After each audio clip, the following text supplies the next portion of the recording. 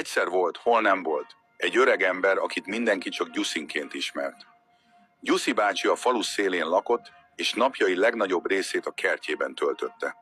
Minden reggel, amint a nap felkelt, már ott volt a földek között, és elmerült a növények világában.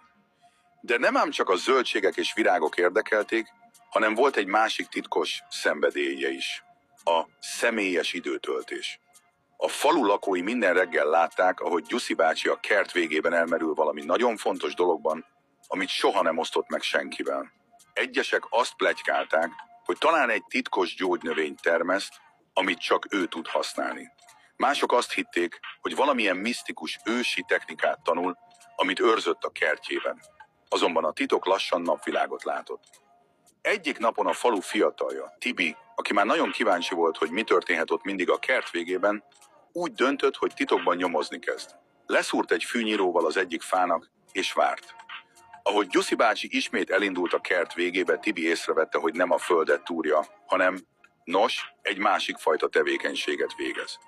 Gyuszi bácsi ugyanis, miután befejezte a szántást, leült a padra, elővette a kerti ollót, és boldogan elrendezte a dolgokat.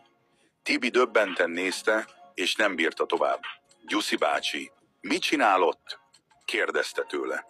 Gyuszi bácsi rámosolygott, és így válaszolt. Ó, Tibi, ezt nem érted meg, fiatal vagy még.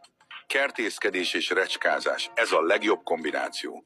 A kertben töltött idő után mindig szükség van egy kis pihenésre. Tudod, hogy a paradicsom csak akkor lesz igazán piros, ha minden nap egy kicsit gondoskodsz róla, és magadról is. Tibi nevetett, és elmondta a falunak a titkot, amit végül mindenki csak mosolyogva fogadott. Gyuszi bácsi pedig továbbra is boldogan kertészkedett és pihent a kert végén, senki sem zavarta őt többé, hiszen mindenki tudta, hogy ez az ő különleges napirendje, amit már évtizedek óta titokban őrizgetett.